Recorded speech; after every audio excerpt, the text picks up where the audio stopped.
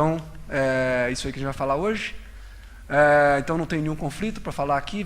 Acho que primeiro é importante conhecer os riscos, né? Esse aqui é o Deming falando que é importante, não é só importante fazer o seu melhor, você tem que conhecer o que você tem que fazer e aí fazer o seu melhor. Muita gente fala de radiação ionizante e chamou atenção disso depois desse artigo do New England, do Brenner, falando que existe um grande número de pessoas que vai desenvolver câncer devido ao uso de tomografia computadorizada. De onde que vem esses dados que ele coloca? De onde que vem esse material? Vem principalmente da bomba de Hiroshima e Nagasaki, que foi feito vários trabalhos sobre ela, e ela falava que depois de um certo nível, ou seja, acima de 100 milisievert, aquela população vai tender a desenvolver mais neoplasias devido a esse uso de radiação. Para baixo desse nível, ninguém sabe. Eles usam modelos matemáticos. O principal é o non-linear threshold, que todo mundo usa geralmente, mas tem outros, por exemplo, falando que a partir de um certo ponto, não haveria risco, ou seria até um benefício, como esse hormonese, ou adaptative response, e outros, eventualmente, falando que seria até pior, que é o bystander effect. Existe muita controvérsia na literatura sobre qual modelo é o melhor, tá? Tem artigos interessantes sobre o tema, mas eu, particularmente, a gente sabe que essa radiação é diferente. A radiação da bomba atômica tem outras partículas do que a radiação da tomografia. Segundo, a gente tem mecanismos para reparar aquele erro do DNA, moleculares, como a transcriptase reversa, celulares, como a apoptose celular. E, além disso, quando a gente vai em locais no mundo que tem uma radiação de base imensa, como, por exemplo, aqui no Irã, Ramsar, no Irã, que tem uma radiação de base acima de 100 milisievert, e a gente vai estudar essa população, eles não desenvolvem mais câncer do que outras populações. Então, eventualmente, existe uma controvérsia sobre isso. Mais pesquisa sobre o tema. Nós evoluímos de seres unicelulares que viviam há bilhões de anos em um mundo extremamente radioativo. É estranho a gente pensar que a gente perdeu essa característica evolutiva, né? A gente sofre todo dia, nós seres humanos, bilhões de danos do DNA relacionados ao metabolismo oxidativo e outras coisas. Por que aquele minúsculo dano que a tomografia vai dar é que vai determinar o câncer e não esse dano aí, né? Se eu irradiar linfócito e esperar um pouco, eles vão reverter aqueles danos. Então isso pode ser até irreversível. Então existe muita controvérsia sobre esses aspectos. E essa controvérsia é também demonstrada naqueles especialistas que são os físicos médicos que estudam isso, nesses números. Ou seja, eles falam que não é impossível matematicamente calcular o risco derivado da radiação ionizante em determinar câncer em doses abaixo de 100 milisievert, de 50 milisievert. Bem, então isso é o primeiro tópico. O segundo tópico, estimativa. Então, assim, nós podemos estimar a dose de radiação que foi dada no aparelho. Isso pode ser visto em todos os aparelhos, isso é lei pelos Estados Unidos, eles vão dar o CTD-IV e o DLP com o DLP máximo de cada exame. E isso é conhecido antes mesmo da gente começar o exame. Ele já dá isso para a gente, tá? Isso são tudo assim, prescritores, né, descritores. Esses CTDIs são a dose de radiação que iria ser dada num Phantom que imita, por exemplo, a barriga de um homem ou de uma criança, tá? E isso multiplicado pela área que a gente vai escanear é o DLP. Como eu falei, isso tudo são descritores, tá? Eventualmente a gente tem que usar uma regrinha para saber a dose efetiva, um número mágico, tá? E esse número é determinado por alguns artigos que depende do órgão que a gente está estudando. Esse é o número para a cabeça e pescoço, para o pescoço especificamente, tórax, abdômen e etc. Ou seja, se eu quiser saber o tanto da dose efetiva que foi dada nesse paciente que estudou o abdômen, eu vou pegar esse número de LP máximo, multiplicar por isso e eu vou ter um número estimado de radiação que ele levou. E tem vários artigos mostrando que isso varia com KVP, idade, etc., como a gente esperaria, certo? Isso é importante para cada pessoa? Particularmente, eu acho que não. Mas para uma população grande, isso é interessante. Para a gente estudar problemas como esse no nosso serviço. Por exemplo, mesmo paciente, mesmo dia, mesmo exame, fase arterial e fase venosa. Olha a diferença de ruído. Por quê? Porque, por algum motivo, o aparelho selecionou errado, colocou 32 milisievert nessa fase aqui, deu muito mais radiação. Então, eu acho muito interessante usar isso para uma população, seja hospital, seja Brasil, seja Estado de São Paulo, para identificar como nós estamos indo, por exemplo, em relação à mediana da CR ou em relação ao percentil 95 da CR.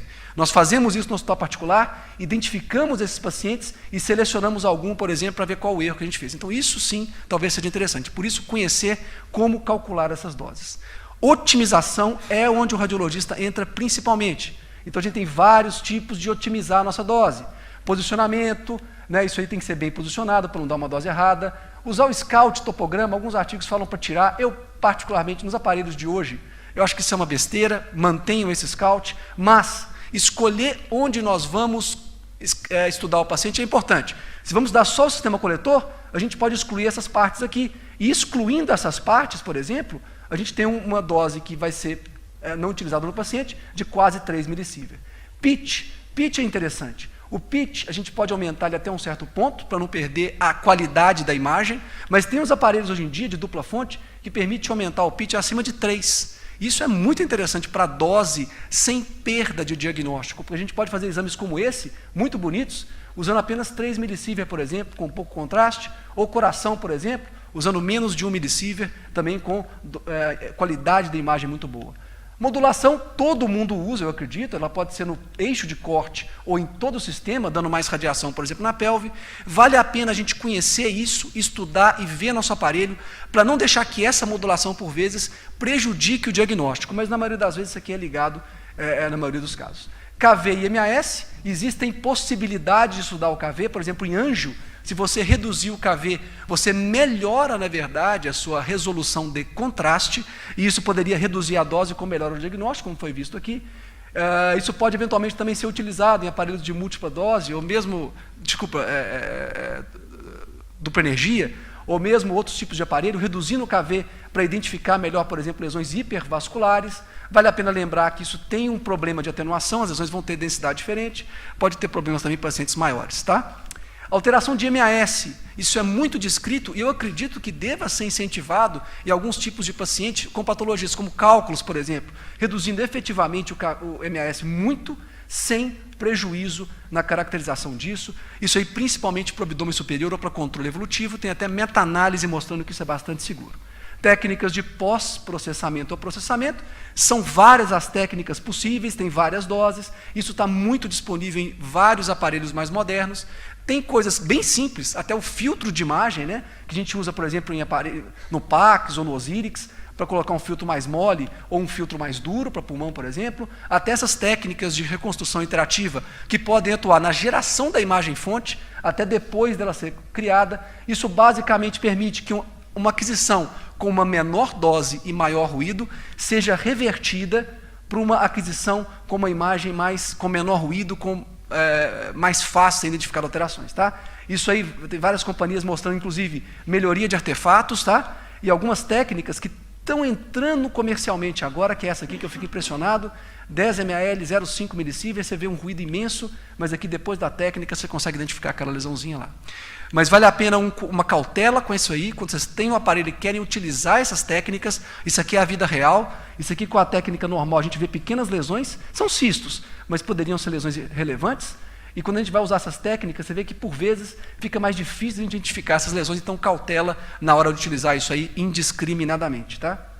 Atuação clínica, isso aí talvez seja um ponto importante, e que a gente vai ter um impacto até maior, que seria, por exemplo, assim, protocolos e as indicações mesmo.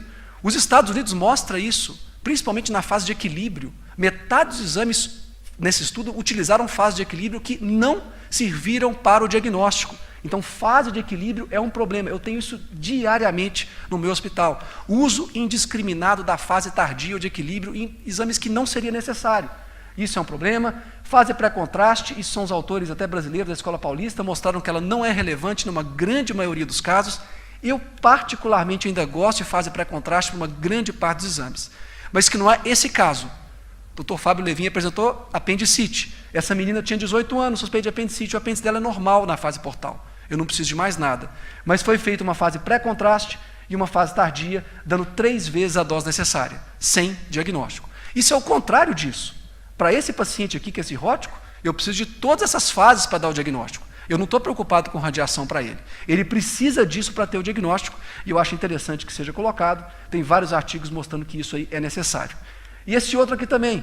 Essa menina tem 23 anos, uma lesão focal hepática vista no ultrassom, pediram uma tomografia. Essas fases são necessárias, mas olha a dose de radiação aqui nela. E a gente sabe que esse é o exame que vai ajudar, que não vai ter radiação nenhuma, que é uma ressonância com o uso do contraste hepatobiliar. Então isso é importante, a gente conhecer as indicações, tem vários guidelines para isso, eu destaco aqui o Appropriateness Criteria, mostrando isso aí, tem outros possíveis também, que tem várias possibilidades de a gente avaliar esse negócio. E finalmente, o último ponto é educação. Educação é fundamental, Eu acho particularmente que a educação tem que partir primariamente do radiologista, ele tem que conhecer isso e educar clínicos e pacientes, tá? Primeiro falando que não existe redução de dose, é dose correta ou necessária para dar um diagnóstico, tá bom? Então isso é importante, então educar, isso é importante. Muitos pacientes morrem de medo disso aqui, mas é incrível como eles não têm medo, por exemplo, disso, ou mesmo disso. Isso para eles não tem risco, o risco está na radiação ionizante. Então é importante a gente educar que isso aqui não tem tanto problema. Existem várias iniciativas para isso, tá? Inclusive o Latin Safe. O Latin Safe passou agora para... Ele está gerenciado aqui em São Paulo. Eu sou atualmente o presidente do Latin Safe, então eu apresento para os senhores o site. A sociedade está dando uma enorme contribuição junto com o CIR. O site está sendo reformulado. No próximo mês o site vai ter uma nova cara, vai ter uma nova atualização e estamos precisando de ajuda de quem se interessar pelo tema para ajudar a gente a criar coisas educativas para médicos, pacientes e radiologistas. Tá? Falando ainda em educação, esses dois aqui têm mais de 10 a 15 anos. E o pessoal tem se questionado, será que esse aqui não está cansando o pessoal não? Será que a gente tem que parar de ficar mostrando isso que está chamando mais atenção para uma coisa que não tem tanta importância? Eu acho que não. Tem artigos, eu estou louco para fazer um artigo sobre isso aqui no Brasil, mostrando que a maioria dos pacientes e dos médicos não conhece os riscos, não sabe riscos, não sabe o que dá radiação ionizante, então talvez ainda seja importante uma educação para essas pessoas. Certo? Então acho que ainda a educação é importante, a gente tem que fazer parte disso, porque vários estudos mostram essa importância.